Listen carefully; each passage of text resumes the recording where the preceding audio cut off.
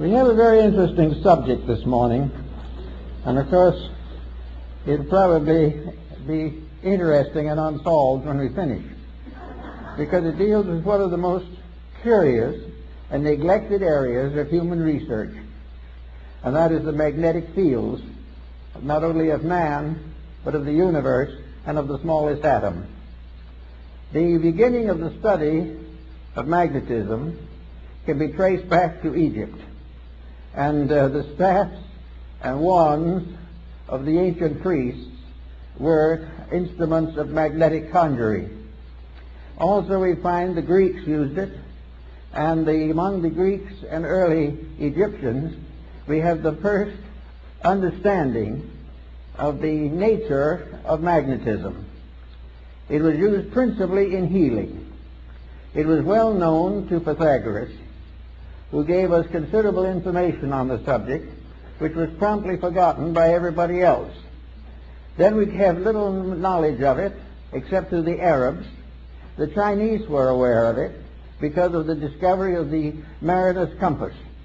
But for the most part it was neglected until the 17th century, when it became involved in the story of Rosicrucianism. The alchemists, the Rosicrucians, and the Hermetists all were unfolding phases of magnetic theory. The first, probably in more modern times, to use it for healing purposes was Paracelsus of Hohenheim. It was also used strongly by the Rosicrucians and written about in considerable detail by Robert Flood, who was one of the great Rosicrucian apologists. It was also very well known to Athanasius Kircher, the great Jesuit scholar, but for the most part it was ignored. Then we come down a little later and we come upon a curious instrument, Mesmer's magnetic tub. This was a kind of tank in which many people put their feet at the same time and held hands and created a battery out of the water in the tank. It was studied carefully by Cagliostro. It is also known that it interested Saint Germain profoundly, but it annoyed Benjamin Franklin all to pieces. He was never able to like the idea at all. After the developments of Mesmer, which were promptly denied by nearly every field of science, the matter dropped into comparative obscurity until more recent times, when within the last 20-25 years it has been revived strongly. And it's this revival that we want to talk about a little this morning, because it is one of the most interesting phases of our study of life. It is interesting that we should use magnetism so continuously and yet never really understand what it is. The old folks of the Greek and Egyptian period represented the human being as contained within a kind of bubble. This bubble was referred to also by the physician and who did the human atmosphere studies, Dr. Kilner of the University of Liverpool. Incidentally, the magnetic theory is based upon a very simple fact, namely that what we call empty air is not empty at all. It is the most profoundly used of all the elements that we know anything about.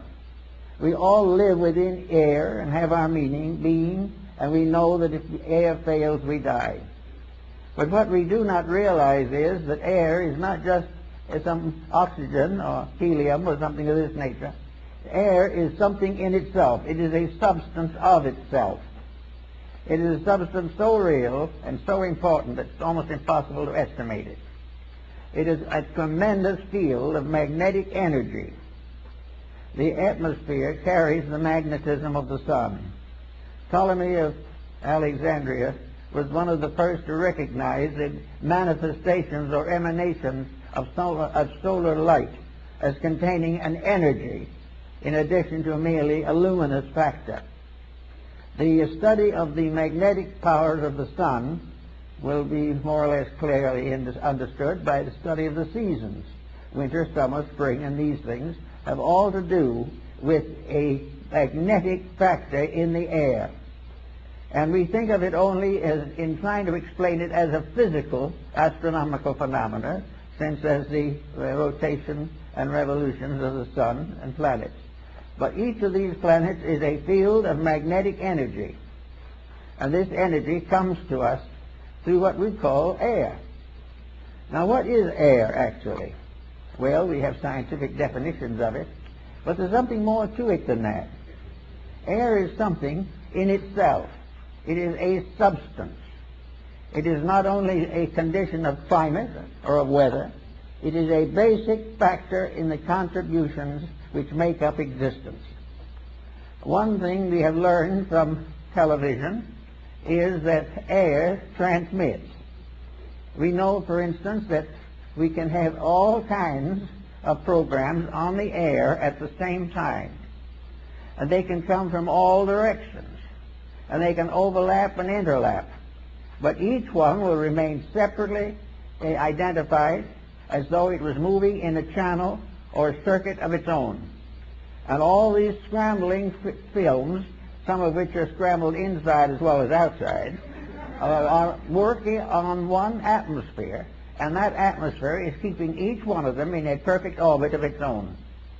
You can have a dozen programs, if you turn them on, turn them off, but none of those programs is going through the air in the form we see it.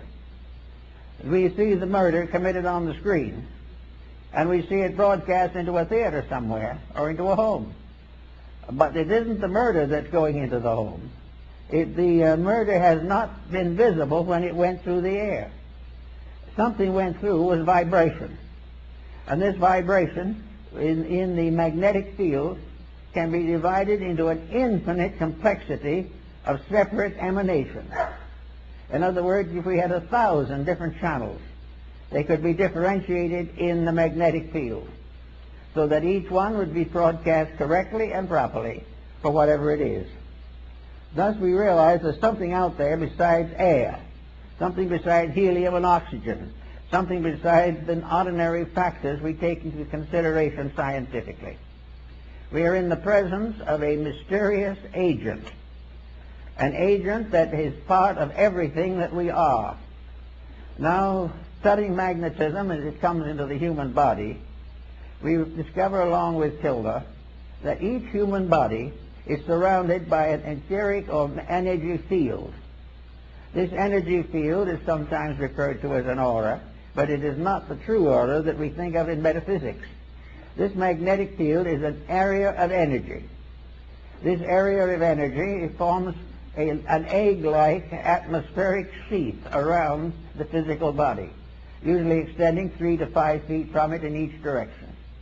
This energy field is the basis of virtue, because this energy field depends for its reality, its serviceability, and its protecting power to mood, emotion, thought, and the attitudes of the person around which this magnetic field is gathered.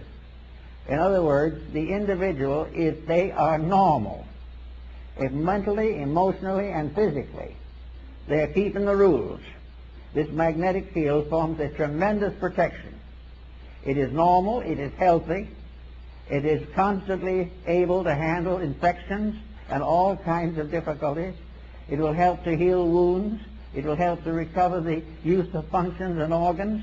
And if we are deprived of some part of the body, it will try to compensate for it. As long as the individual takes proper care of his magnetic field, it will serve him.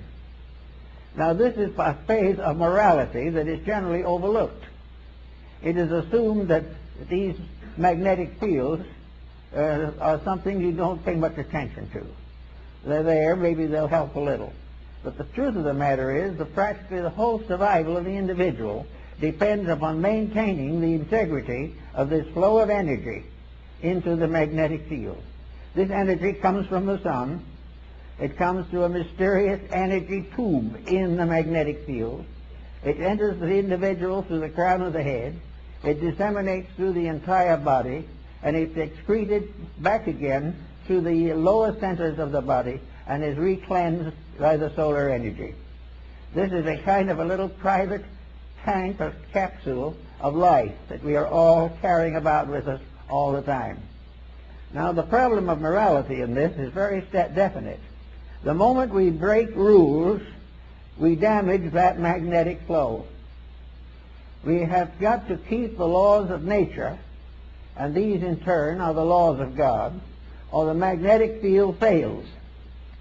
It can fail because of physical intemperances, which reduce its integrity and reduce its power. It can be wasted in riotous living, which is a common cause these days. It can be variously destroyed by moods, by attitudes, by fears, by complexes. It can be destroyed or damaged by alcohol, drugs, narcotics, all kinds of things. But if this field is damaged, it immediately reacts into health. It damages the individual's vitality. It makes him more easily subject to contagions and infections, and it definitely shortens the life expectancy. Now, if this is so, why do we want to consider it as a moral factor? In other words, what is morality? To the ancients, it was obedience to the words of God, or the laws of God. In more modern times, with more intelligent people, it is obedience with the evident will of deity as manifested in creation. Virtue lies in whatever builds up the magnetic fields. Vice is that which tears them down. No human interception can interfere with this in any way. Therefore, if we are good, it's not because the book says we should be. It's not because it was thundered by the laws on Sinai. It is because we keep the rules of the integration of the human structure, that we use the magnetic fields correctly and protect our health and our happiness and our well-being in that way. Now, we think of the magnetic field as surrounding the entire structure of the body, as Kilner shows in his work on the human atmosphere, and Babbitt also in his study of the atom. This, however, is only a phase of it. Each part of the body has a magnetic field. Each unit within the individual has its survival in a unit of energy. And this unit of energy is present in the smallest subdivision of imaginable space. It is in the tiniest atom. There is no such a thing as a dead particle in the universe. Even if it is killed by something, the very disintegrating process is a symbol of life energy. Therefore, we are confronted with the natural problem of realizing that virtue is to keep the law of the energy field. Now, the law of the energy field, just by coincidence, is also the law of integrity. The energy field is what establishes right and wrong. The energy field tells us that to lose our disposition and temper fit is wrong. To use various negative, destructive attitudes is wrong.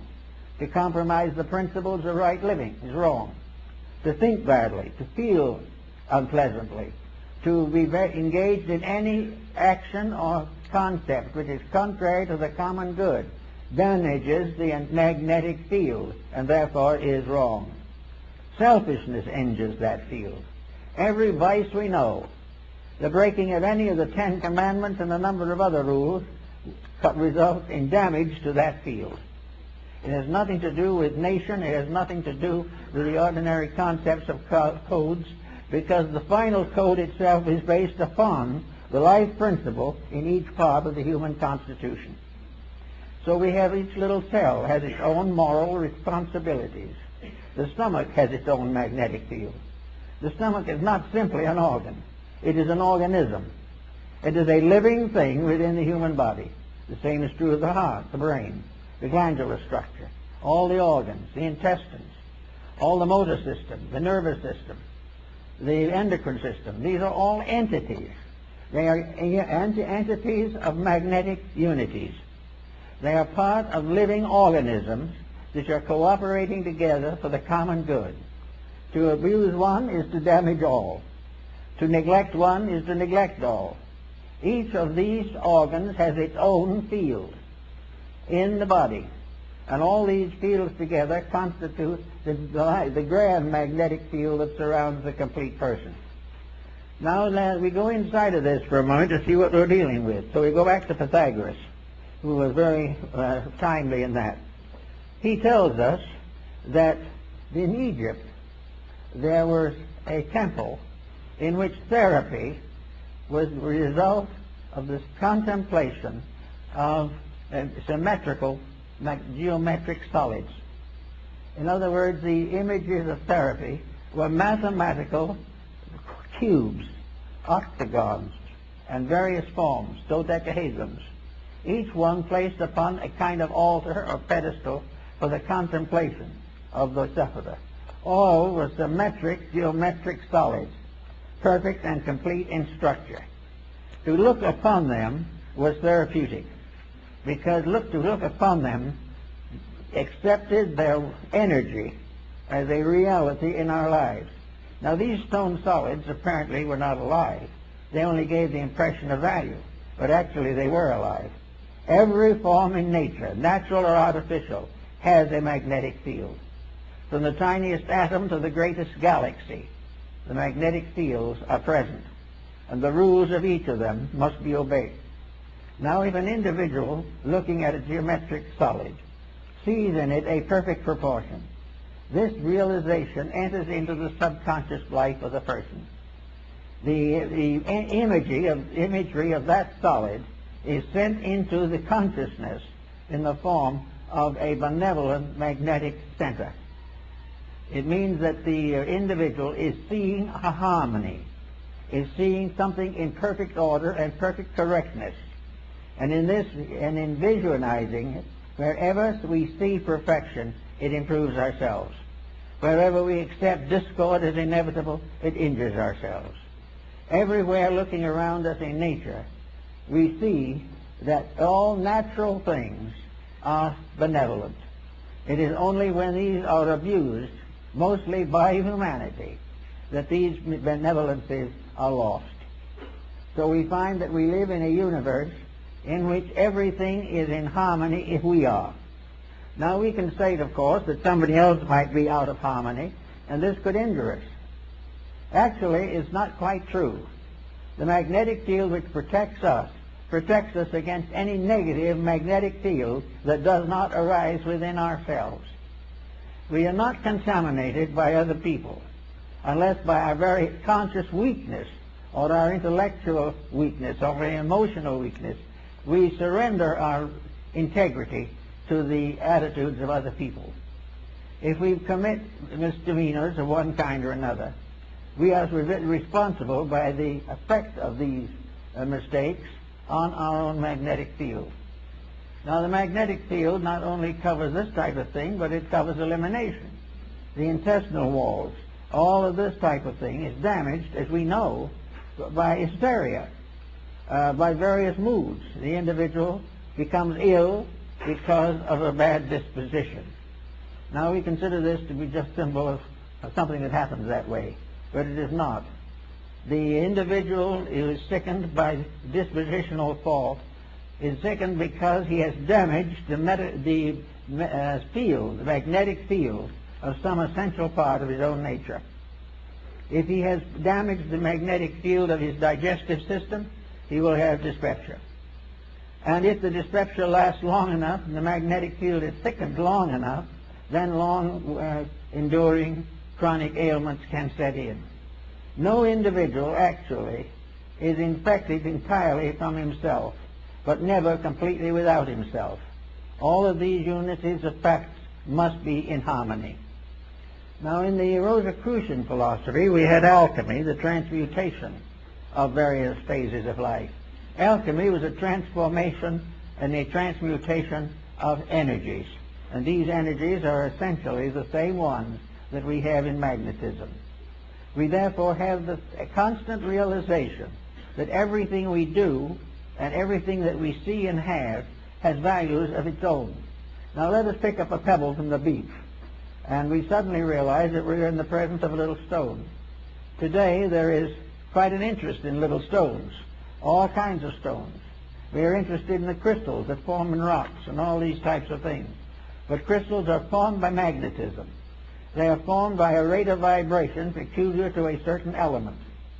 And that particular rate of vibration can evolve through the mineral, plant, vegetable, and animal. It is always present. There is a magnetic core on each kingdom, and each kingdom unfolds within this magnetic field. And within each of the composite fields, individual members of the field with various degrees of growth are variously individually conditioned. Everywhere, this process of keeping faith with integrity becomes the natural secret of security, survival, and world peace. Now, we can say that it would be very unlikely that, we'll say, a potato could have a magnetic field of its own, but it does. In fact, every cell within the potato has a magnetic field of its own. Therefore, we come into the problem of nutrition. And nutrition is very largely the study of the magnetic fields of various food products. It also tells us what happens when these food products are adulterated or are variously misused or poisonous elements are introduced into them. All this is part of a mystery that is solved in magnetism. We pass laws against these misuses, but we fail to realize that it is not just the physical factor that we have to work with. The physical factor is only a fragment of it. The main problem is to realize that behind all of these problems, whether of government or of religion or of philosophy, all these things are in trouble because of lack of integrity. And integrity is simply keeping the laws and rules of energy fields. Each field has its own integrities. All integrities in all fields are compatible. All lack of integrities, all departures from integrity in any or all fields are in conflict constantly. The only way the individual can escape conflict is by never abusing the energy factors of his own life. He must never abuse his body, his emotions, or his mind. He must never permit himself to develop attitudes that are incompatible with the integrities which nature has bestowed. The magnetic fields are absolutely honest. There is no possible way of making them dishonest. The only thing we can do with them is to destroy or limit the manifestation of their integrity. If we break the rule, we lose the benefit of that particular energy. When we lose that benefit, we then say that evil has come to us. But it is not an evil thing that has come to us. It is the failure of a good thing to be developed and purified and intensified. Now, the elementary fields, the magnetic fields, are also in a state of constant evolution. They're in evolution in the life of the person. The individual may be born on a certain level of magnetic integrity. If he becomes a better person, he strengthens these values in himself, because actually it is all a matter of gradually strengthening the perfection of an energy resource. Now, no one is going to perfect it in one life or 100 lives maybe, but he's going to grow. And the more integrity grows, the more rapidly the individual becomes harmoniously adjusted to the principle of life to which he belongs. In our world at the present time, we're in a sad state in which practically everyone has broken every conceivable rule. We are living day by day trying to live off the profits from our own mistakes, and this is not really profitable. We are not realizing that this has nothing to do primarily with the theology. This has nothing to do with laws of government. This has nothing to do actually with our legal codes. It has to do with the relationship of energy to its proper ends and purposes. We know what it's supposed to be, we know what it's supposed to do, and we know that it isn't accomplishing that. Now, we would say that something we might say as integrity is not a thing. It is something, an attitude. It is an approach to a thing. But this is not really true. Integrity is also a magnetic field. Everything is. Sorrow is a magnetic field. Ocean water is a magnetic field. Everything that has an existence has a magnetic field. It may have one that is not even visible. And the whole of our atmosphere, the whole of the world in which we live, is one mass of magnetic interplays. But as long as these are kept honest, they are all compatible. And a universe in which there was no dishonesty would be free from every infirmity. But it's not possible as yet to achieve to this. But we can achieve to varying degrees of it, and we can exceed and excel the amount we are born with if we decide to stay with it for the duration of our lives. Therefore, we can look around us and see what constitutes a magnetic field. Let us take, for instance, our television industry, which is in very poor shape at the present time. Television is actually using magnetism. It is part of a world of electronics which we consider now to be simply a physical thing. So we say to ourselves, we have all these stations, a great many of them, and they are all broadcasting on various wavelengths. Among others, we have a special station for the police department. We have a special station for the fire department. We have all kinds of internal usages of these mechanisms which we call transmissions. But when we get all through with it, television transmission is a work achieved by energy. There is an energy field, and it is unfolding and developing in a larger energy field. The atmosphere through which these messages pass is itself a great field of life, and it is alive. Space is alive. Space is not merely some atoms alive in a vacuum. Space itself, as a substance and essence, is part of the great magnetism of the sun. Now we have here all these stations broadcasting on their own wavelengths. Now into this magnetic field, which we call the atmosphere, is dumped a conglomerate you wouldn't believe. There's all kinds of things. Not only the conglomerate of the television, but the conglomerate of senates and houses of representatives and various governments, religions pouring their influences into it. This atmosphere, which we can see right through if it isn't for the smog, is continuously being filled with something. And yet, with all that, this thing which we call atmosphere, and is empty, so-called, nothing to see, is able to differentiate those stations so perfectly that what you see here will go through that air, and there's no image going through the air. And it will come out again in another receiving set, proving conclusively that in its entire transmission, perhaps around the world, it was never for one moment deprived of its integrity or its individuality. It was never massed into other things. Now, occasionally we make a mistake and try to put too many things on one channel, but that is up to us. If we do it right, there'll always be a channel for anything we want to channel that way. But it will always come through, although it is coming through a medium which we can't see, and at any point along the way there's no program noticeable, no program possible. But at a proper point, a receiving station can recreate that particular program in all its detail, although it was passed through maybe thousands of miles of so-called empty atmosphere. And all these different channels have never become confused unless we have improperly channeled them. So we have all this proof that there is something out there in space. Now that what's out there in space is also subject to toxin. We can say that some broadcasts are toxic.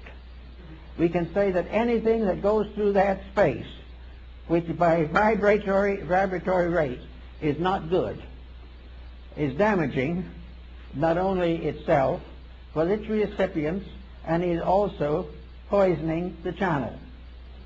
As long as we have corrupt patterns, as long as aggressive commercialism, as long as corruption is indulged in over the airways, we will have magnetic sickness in the air.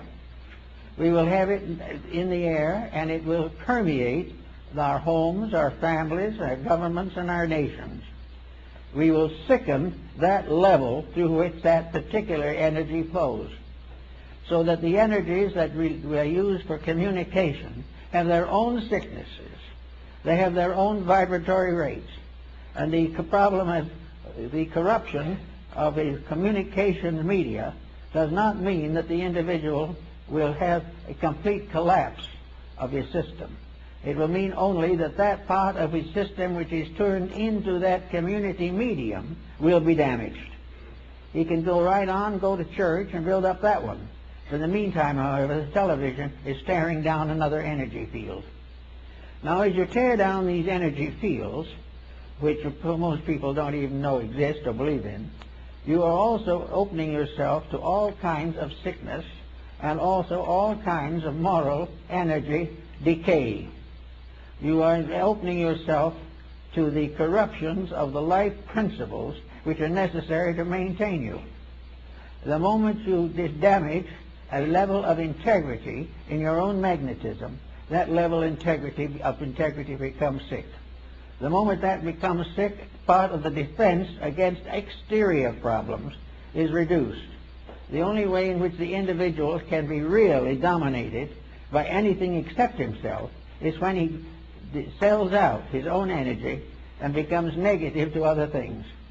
He has to relinquish his own integrity before he can be damaged by outside forces. There isn't enough evil in all the world to destroy the integrity of one person. He must destroy it himself, or compromise it, or relax it, or be talked into something. But it has to be his own action. Therefore, the damages are, in a sense, not only moral, but are absolutely just in their actual integrities. And this is the way in which, apparently, as the Chinese noted, the universe creates the concept of right and wrong. This right and wrong is simply a matter of what builds up and what tears down the essential energies upon which life depends. So we have this problem in every field of life. We have it in the narcotics problem. We have it in a large part of commercialism. We have it wherever there is an attitude of putting profit in advance or over integrity. Wherever the individual makes this compromise, he immediately becomes a part of this particular problem. Now we'll take another phase of it. The person is looking with his eyes at something that he sees. He can be reading a book. He can be watching a television. He can be outside watching a horse race. He can be outside watching a golf ball. Whatever he is doing, his eyes are receiving energy. The energy is the magnetism which carries the image from the outside to his own inner optical centers is like the same thing as in the case of television. The golf ball definitely does not go in from the golf field into his eye. What goes into his eye is no golf ball, but it is a potential which will immediately be reactivated into the appearance of a golf ball. He will see it because it was changed into an energy formula, received into himself, and then reinterpreted again as what he has seen. And he will have no knowledge of anything except what he saw. Now this is becoming more and more obvious to us as we go further into the study of computers. This is all part of the process of things being changed from what they appear to be to the energy equivalents of themselves, and then restored to their forms in order to be perceptible to our various faculty perceptions. Therefore, again, everything becomes a matter of keeping the energy fields clean. And the only way they can be kept clean is by using them properly. Now, two people watching a golf game may see the same game.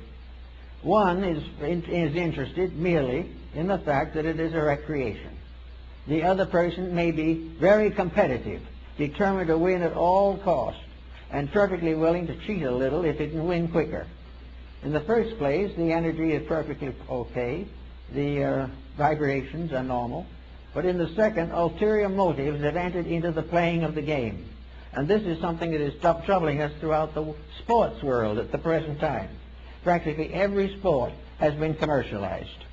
And by commercialization, we simply mean that it is no longer a sport, but a means of profit to some and loss to others. The moment this happens, the magnetic field is tainted. And from that time on, everyone who takes on the negative attitude damages himself.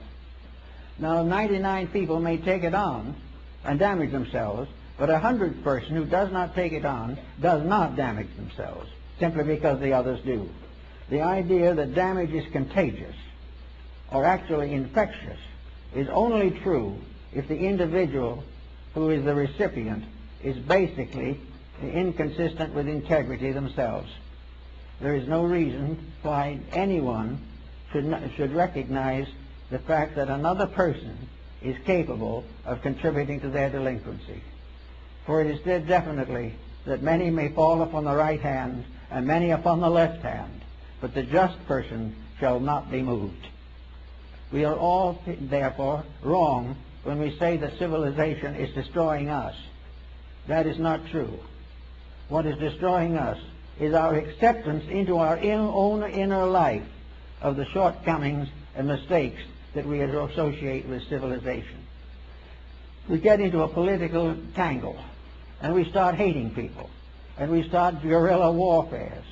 And guerrilla warfare is simply another negative use of energy. All of the energy of life has to be used properly. The moment it is abused, it becomes dangerous. So we go on a little further into something else, the arts. Every picture that we see has a magnetic field.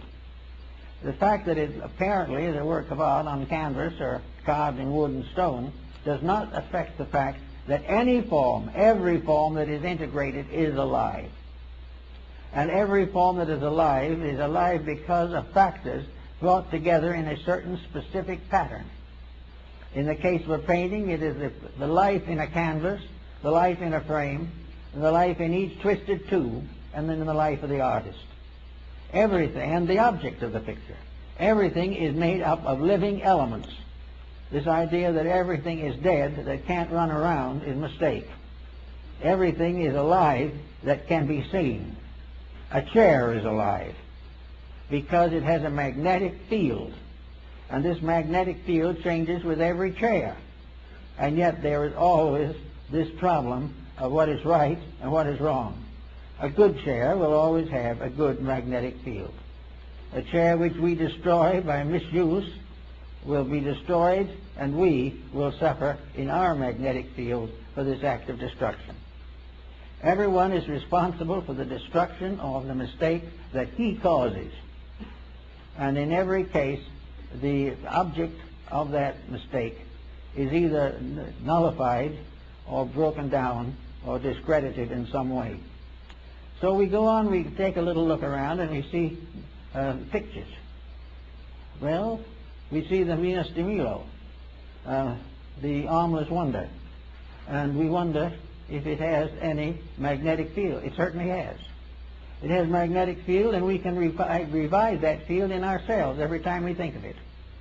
If we've ever seen the picture, that picture's image or the statue itself will be with us as long as we live. It's what we do about it, is not very much usually, but it's there. It's a fact. And if the picture is good, and the painting is good, and the carving is proper, these all add to the goodness of things. If an artist, however, starts a career of corrupt art, he is damaging his own magnetic field, and he is damaging the magnetic field of those who approve of what he has done and accept it. That is the reason why the censorship of integrity is important to art, music, and every other field, because it is part of the inevitable laws of life. Incidentally, therefore, where we find hard rock and these things which are becoming dangerous, our doctors tell us they are dangerous, our neurologists tell us they are dangerous, and all that, but no one has really managed to think why, except noise is unpleasant, or noise is dangerous to small children. The real damage is to the magnetic fields.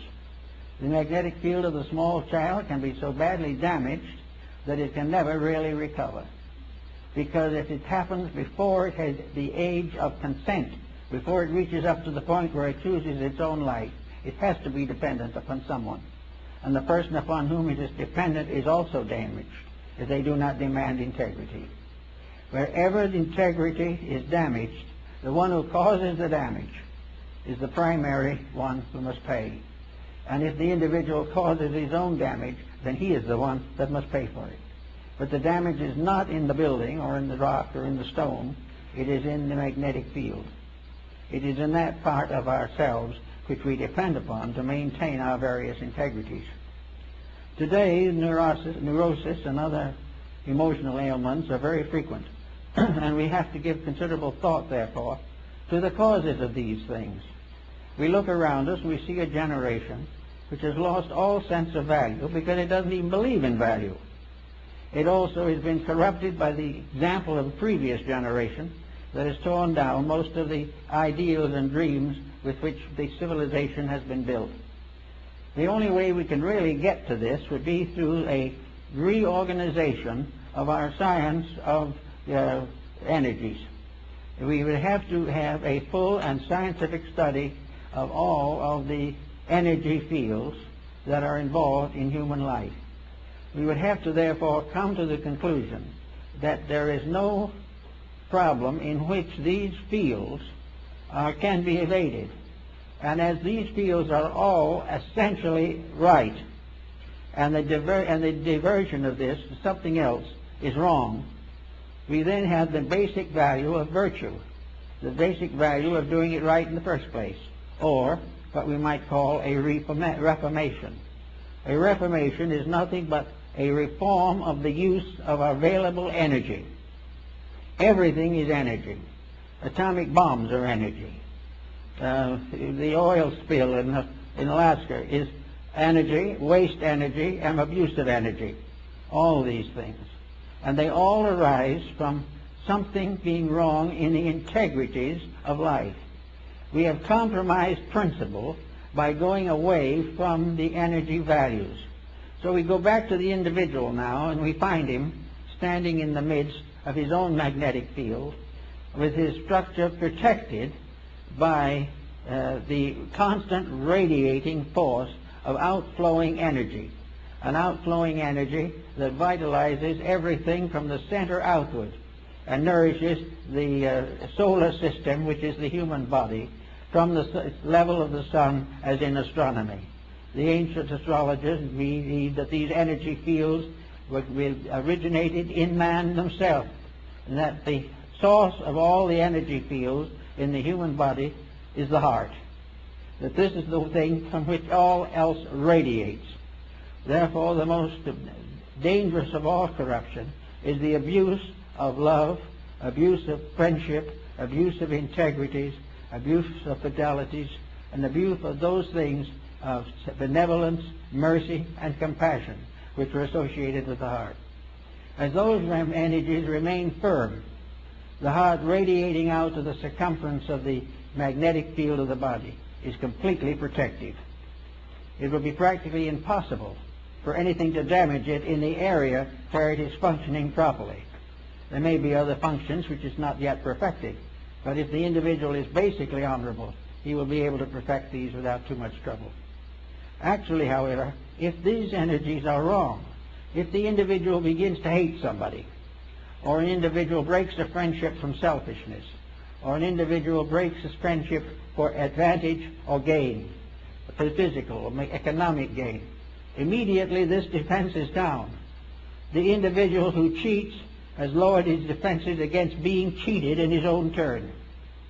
Everything, if he does an evil, he opens the way for an evil to be done to him, because he has destroyed the magnetic defenses. Now, you can't say where those defenses are or what exactly you understand them, but they are invisible, but they are very real. They are real, and they represent an actual flow of energy. Now, in the Middle Ages, we had magic come into this too, and we realized something that's seemingly coming back to us today, namely that inanimate objects have magnetic fields. Therefore, stones, trees, everything we can think of is subject to magnetic existence. And these magnetic existences are radiant. They convey meaning and value in all directions. Therefore, we know why Paracelsus made such a point of certain talismans and things of that nature, because he believed that they had to do with the magnetic field. He was the one, probably, who first made the use of dew in an effort to gather certain magnetic values from it. He lived in Switzerland, where the dew is very heavy, and he put glass plates out on little stands, and on these glass plates at night, under certain positions of the planets and the moon, he gathered the dew, impregnated with the vibrations of the planetary positions at the time of the exposure. These materials he bottled and labeled exactly as he would an ordinary medication. And he gave these to the sick when an ailment arose that required this type of medication. He therefore developed something that was almost the same as a very high degree of homeopathy, where natural remedies derived directly from nature without conditioning of any kind were suitable to correct certain difficulties which might arise from the depletion of natural resources. This is the same as almost every other phase of life. Religion, for example. Every building, every church is a living entity. Every bank is a living entity. Every war office is a living entity. These things are not merely buildings. They are embodiments of attitudes. Everything is alive with the quality for which it was created. The war office is tied to war. The bank is tied to banking. But banking is a living fact. It is the banking that is the real living involvement in the so-called story of banking. These things are all alive. And each one of these, as it comes into life, is born with a certain responsibility. We will say that a young person born into a family is born to help to maintain that family, protect it, serve it, and serve with it for the completion and perfection of the community. The same is true of a bank. A bank is part of an organization, part of an entity, part of something created for a purpose. Now, if the bank fulfills this purpose honorably, it is then healthy. If, on the other hand, it decides to make an unreasonable profit, if it decides to sacrifice its integrity for the advancement of its own institutional existence, there is trouble. The bank will ultimately go broke. The stock exchange, when it was created to help farmers and merchants to share their goods and make proper and reasonable investments, as they all sat together under a tree in the south end of New York, if this institution had remained a benevolent organization of service, it would be still probably very practical and very useful. But instead of being that, it has now become a structure of misuses and abuses. And the result is it is gradually destroying itself. Now, entities. A republic is an entity. It is a magnetic field. An autocracy is a field. A monarchy is a field. A communistic institution is a field. Every one of these organizations use energy. They use it in 1,000 different ways. Political speeches, harangues on the street corners, battles in the galleys and back roads. Everything is involved. And every one of these energy fields that becomes corrupted in any form or in any way is doomed to disaster. Therefore, our code of honor is not based upon the Mosaic code alone, although that is a very good one. It is actually based upon use and abuse. There is no possibility of an abuse succeeding. It will seem to succeed for a little while. It will succeed in the same way that an abuse of the body will apparently provide the individual with an opportunity to make very serious mistakes. But in the end, the energy fields pay the bill. Every misuse of life responsibility, use of basic materials, the abuse of forests, the abuse of water, the corruption of air, all these things are paid for in magnetic defects. And we are beginning to recognize them now. We are wondering why some of these strange things happen that have been happening in the last few years. Nuclear fission is a great tragedy, not because it simply offends the peace-loving human being, but because it is a misuse, a violent corruption of energy. It is the use of a divine power to injure other people. Therefore, that which lives by the sword must perish by the sword. So our whole morality is a matter of life energies. It is a matter of gradually bringing all our intemperances into patterns of usefulness and creativeness and constructiveness. It is the gradual victory of friendship over animosity. It takes the stranger out of existence and puts the friend in its place. Everything is part of working towards a harmonious balance of the natural resources of the solar power. Everything can be used to advance the common good, but everything that is used to destroy will be destroyed by its own destructiveness within itself. Now another phase of that is now coming into focus very strongly in the problem of general reformation in human relationships. We have today a problem of marriage, divorce, adoption of children, all these different moral issues. Now we're going to have to finally settle down, and every person will have to decide whether he is going to fulfill his own purposes or whether he is going to obey the laws of nature. If he obeys the laws of nature and understands them, things will be solved. If he keeps on doing as he pleases with no consideration for values or for the rights and purposes of nature, he will be in trouble. Everywhere it is energy that must be properly used. Now we have now considerable emphasis upon the creation of new energy symbols, and this is more or less an interesting phase of our problem. The ancients used all kinds of symbolic designs to indicate energy. They had their pentacles and their signs and their symbols and their images, and in metaphysical thinking and philosophical thinking there was a great emphasis upon meditation and the mantras and mudras of the esoteric doctrine. These are very important. But now comes the question. Meditation is a mood for the distribution of energy.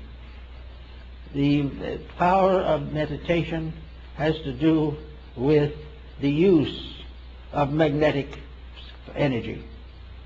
Therefore, the problem of meditation is very simple. You say to yourself, I want to develop a higher grade or higher level of integrity. Therefore, through meditation and the dedication to the highest principles that I know, I will achieve a great improvement in character. Now this is very good, proper. It's been followed by sadhus and hermits for ages. It has been followed by early Christian monks for nearly 2,000 years. Therefore, there's nothing wrong in meditation. But someone, out of the smartness of something, decided that by meditation he could also accomplish a certain amount of selfish fortune for himself. I know one individual who taught high disciplines for the sake of improving socially, making a wealthy marriage, increasing in business, dominating other people, and was doing very well with it. One day I got a telephone call from the local hospital. This individual was sick. So he went down. I said, well, what seems to be the trouble? It was a woman. She was in tears. She said, you know, all my life, or for many years, I've taught people to think rich, think happy, think healthy, and I am dying of cancer. Well, that is again a strange kind of poetic justice that seems very cruel. No question about it. But the individual had broken the rules that associate with magnetic energies. The rule of all possession is right use.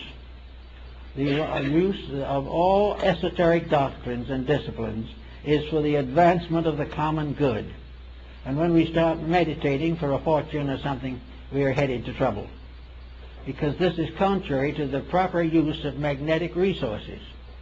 Magnetism is a great field of energy available to all. The price of it is simple. Earn it. You've got to be right, and all the energy of space is available for the right use that you can make of it. And as much as the right use you can understandingly create at the proper time. But the moment the individual becomes selfish or self-centered, the magnetic field of his own body begins to fail. Kilner pointed out that there is great difference in these matters, and other scientists have noted that where selfishness comes into a religious situation, there's always a disappointment. And where we are selfish in marriage, where we are selfish in relationships, we are destroying the defenses of our own magnetic field. Now actually, there is a certain poeticness in this injustice on these particular problems. The individual who is selfish and abuses the field loses the protection of his own life against the selfishness of others. If he loses his own protection, then the selfishness of others can move in on him. And if he tries to take something from another, he also opens the door for that person or some other person to take something from him. It is reciprocity. Energy is the most important and priceless of all ingredients. It is something that everyone needs and must have. The waste of energy, the abuse of energy, is the abuse of the magnetic fields. The moment they are abused, they fail us. And very often the failure is a kind of poetic justice. It is something that happens that we can't explain. But I think we find it was clearly indicated in Goethe's line of Faust. It says, how closely fate is linked to virtue, doth never to the fool occur. Had he the wise man's stone, I swear it, the stone had no philosopher. Wherever we have skill, we have knowledge, we have unusual abilities, we have been given good educations, we have been perhaps by good parents advanced in as much morality as possible, and then we go out and immediately sacrifice all that we have gained or has been helped to, we have been helped to have on our own personal selfishness. That means no wise man's stone for us. That means that we will not be able to succeed because we have, in a treasonable manner, perverted that which was our constructive birthright. So we're here today as part of a world of selfish people. We're here today with everybody trying to get theirs before somebody else takes it away from them. We're here in the presence of governments of questionable integrity, products of questionable value, and also another general factor which we must also face. And that is, we are now nearly 5.5, almost 6 billion disillusioned people. We have not much faith in anything. Every day the newspaper helps us to lose what honesty and faith we might have. We can become finally convinced that we live in a completely corrupt world. Therefore we are bewildered, we are intimidated, we are worried, and very often just simply give up and follow the line of least resistance and go down with the rest. Now this isn't really the way it was intended to be. Actually, the bad news that we have has nothing to do with us unless we're part of the bad program. Now you might say it's nicer to imagine a world in which we could all work together. There's no doubt about it. They're much better. But until such time, the individual who is trying to be right has got to be careful that he is not infected by a common disillusionment. He cannot afford to say everything is wrong and mean it. He's got to hold inside of himself a realization that principle is the basic value, and that regardless of what happens in the world, he cannot lose sight of protecting his own energy resources, because it might just so happen that he could be one of those who could help to change the course of history.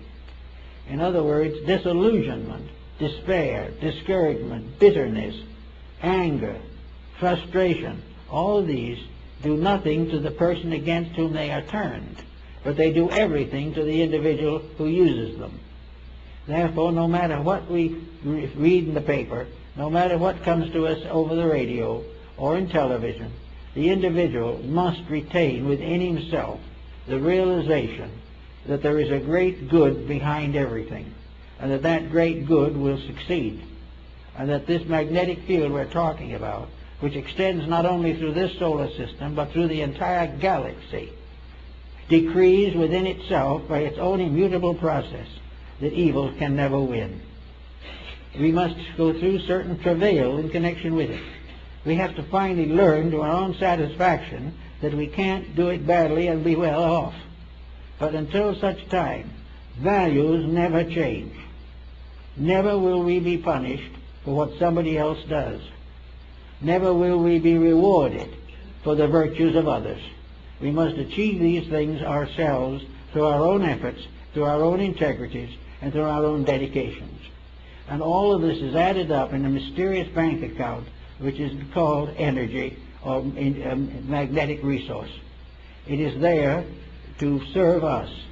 It is there to serve the individual who does wrong. But if the individual does wrong, the service collapses, and the individual who does wrong finally finds the energy turns back upon himself, and the corruption continues. We must keep this center of consciousness within ourselves in a condition of correctness. In Buddhism, the heart is called the Saptapana, the house or temple with 7 rooms. It is within this temple, as Buddha points out, that the great initiation against the hindrances has to be performed. The individual has to be initiated in his own heart. He must accept as a fact that his own integrity is his only strength, and also that his own honesty is his only wealth. All else is some kind of a delusion which will ultimately turn back and whip him. So in the quietude and peace of the realization of the immutability of good, the inevitability of right over wrong, the endless and continuous process of redemption going through every area of nature, all things in due time will come back into the peace which they sacrificed when they tried to put self as an individual above universal reality. We should have. I don't see how we have gotten into the state we've gotten into, really. Of course, I do know, but I'm not mentioning it.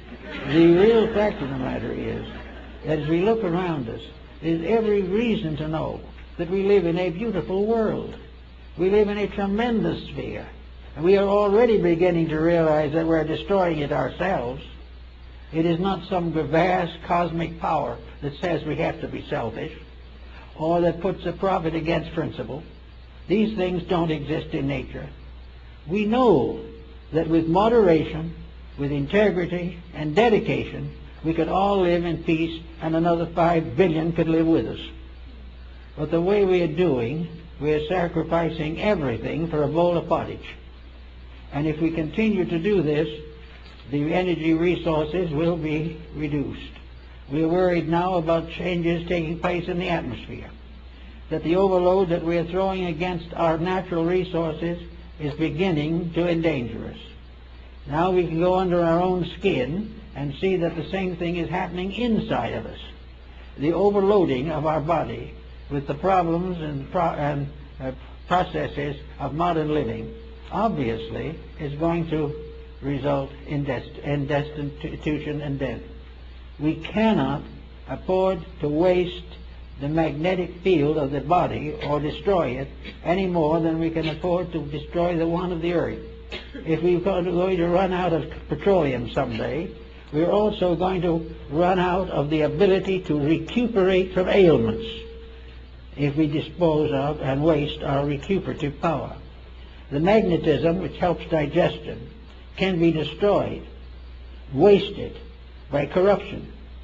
When we take into ourselves dangerous foods, dangerous attitudes, or when we eat with a dangerous mood, we are endangering ourselves.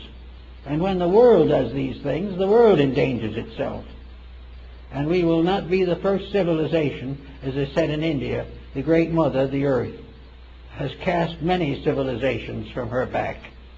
Everything that goes beyond a certain point is destroyed because it breaks up its relation with its energy supply.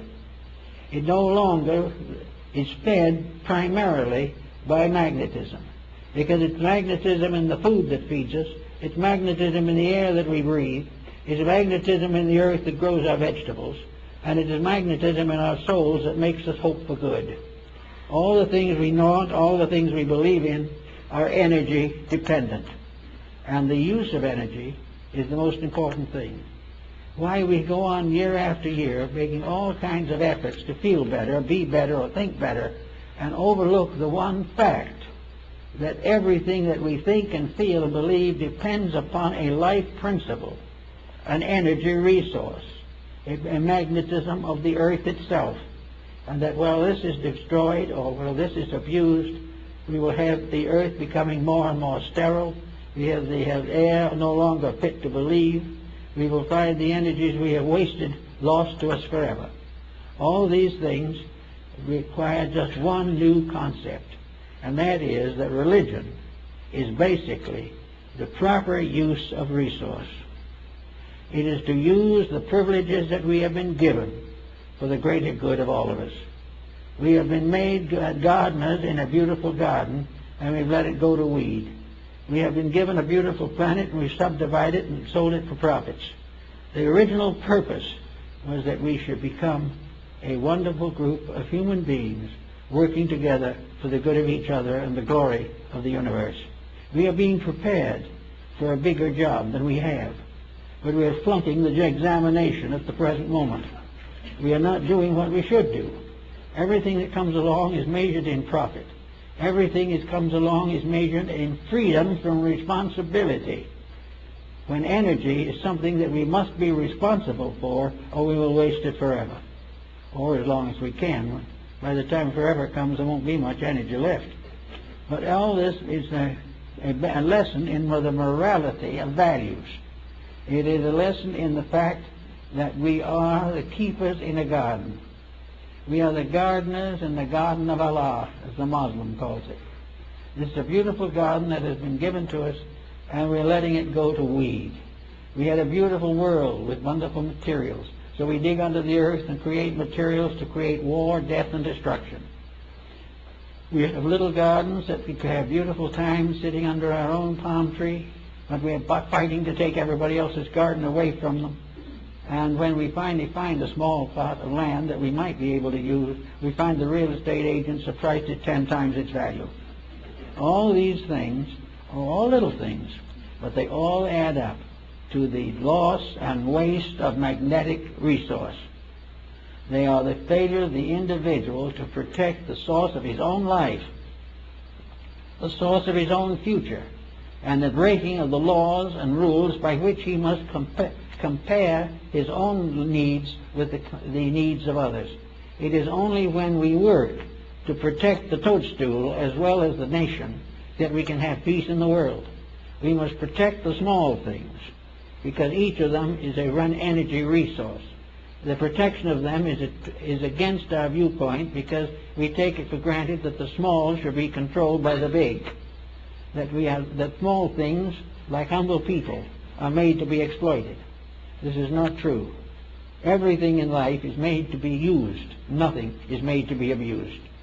And the individual who abuses any part of life is contributing to the common cause of destruction. Now, this business of the energy and magnetic resource went on down through to the present time.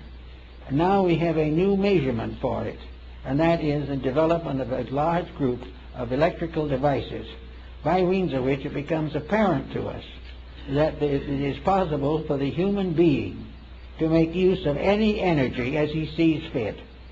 Now, the instrument that he has within himself is infinitely more wonderful than any television or any computer can possibly be. We can have a computer do everything, and it is alive. Don't for a minute think it isn't. But it is alive in a field of energy.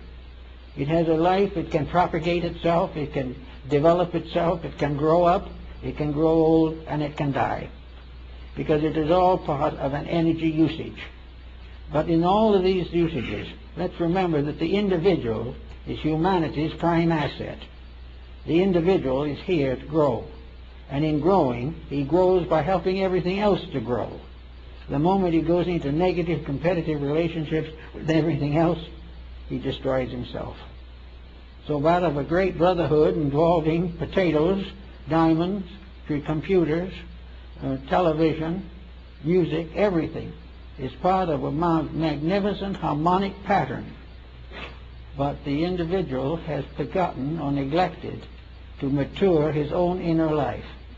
He was given religion in the beginning to help him to build an internal life, for religion was nothing but a statement of the rules.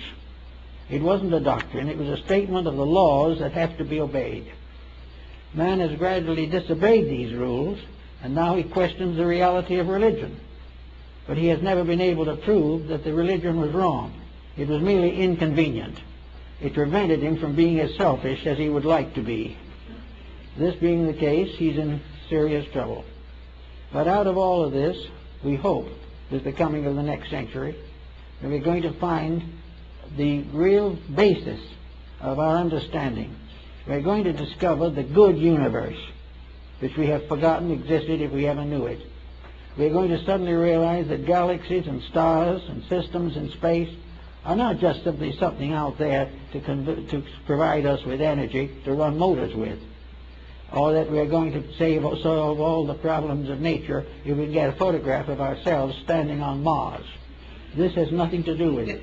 We're living in a great, beautiful world of cooperating forces, filled with things that want to get together and work together for the common good. And all we can do is make games out of them, silly games, games in which we think we're conquering everything by putting something in orbit. That's not at all true.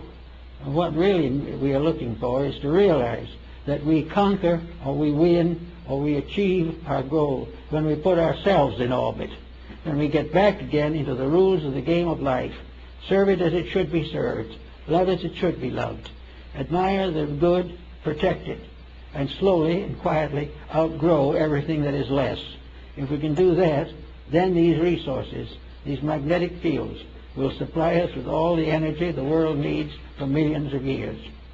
It will not be the loss of the energy, but it will be that if we do not make these corrections, we will not be able to draw the energy to ourselves, and that which cuts itself off from life is the dead branch that is cast back into the fire.